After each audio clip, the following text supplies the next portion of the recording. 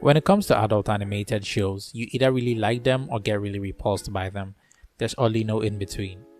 It's like for every one good show that gets released, there's 5 bad ones out to balance out the karma.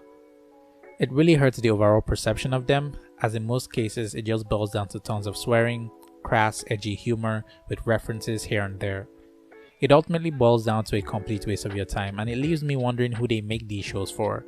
I guess it's for those edgy 14-year-olds that think they have a dark sense of humor but in reality just make racist jokes.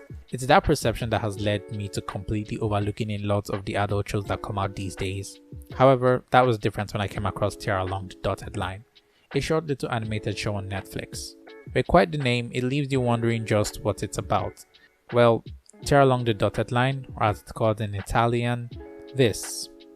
Please forgive me for not being able to pronounce this in fear of absolutely butchering the name and summoning a demon. It's 3 AM as I record this. I am not taking any chances. It's a rather short animated series of just 6 episodes, each of which running for less than the standard episode time. It's about Zero, a cartoonist from Rome. He's a socially awkward overthinker with an anxious and cynical side to him. We join him in what seems to be the middle of his story.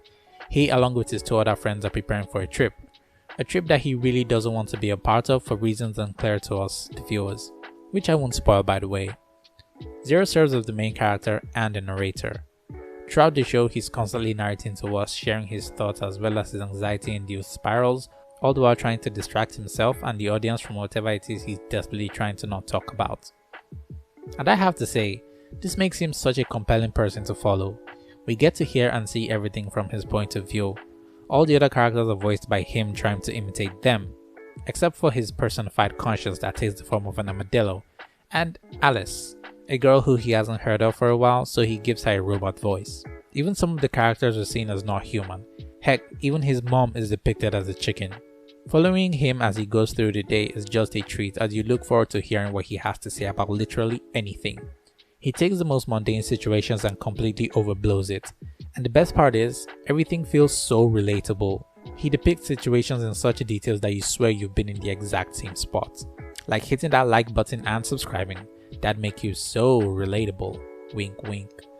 It's relatable in a way that doesn't come off as pretentious, and you really get to feel what it's like to be in the mind of an overthinker. It's an adult animated show that really respects you, the viewer. It's short with just the right amount of runtime. It doesn't have any unnecessary padding that comes at you fast, as opposed to other shows that just throw in random gags or lines from side characters that adds literally nothing to the plot of that episode. Even though the episodes in Tear Along the Dotted Line could be seen as self-contained, there's a chronological order to the things that the episodes build up to, which is the eventual destination of his trip. Each episode has its own jokes and cutaway gags that are pulled off in a way that feels natural, unlike the way something like Family Guy does. Yeah, there's also referential humor, but it's not just shoehorned in for a quick, "Hey, I understood that reference" moment. The reference helps to enhance the joke, but you can still understand and enjoy the joke without knowing where the reference is from. All the jokes help to drive the underlying theme the show has, that theme being the choices we make throughout our lives. The title of the show, Tear Along the Dotted Line, alludes to this. Our main character Zero believes that in life, everyone's got a path to follow, a dotted line. And every choice we make is all towards that dotted line we're supposed to follow, a line that means we're on the right path.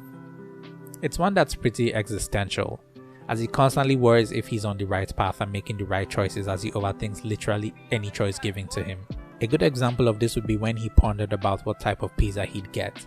Would he get his usual or try something new, worrying that he'd be seen as too bland for ordering the usual, or trying ordering something new and absolutely hating it.